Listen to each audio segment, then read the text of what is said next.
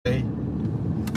Then hoping na before the 2025 election ay makapag-humanitarian na, para hindi naman sabihin na nag-humanitarian ako dahil namumulitika ako.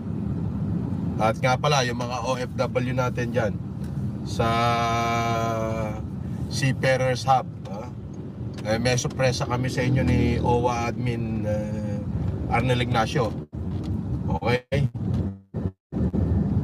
At kung saan ay malaking sorpresa yan, yung aking ihahandog. Kasama ko si Ma'am Ganda.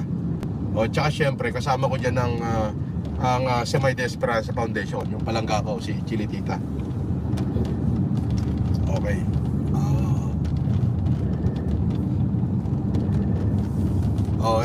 Benok, sino-sino ba yung mga nandyan? Mami Kuraming. Ay, Kuraming!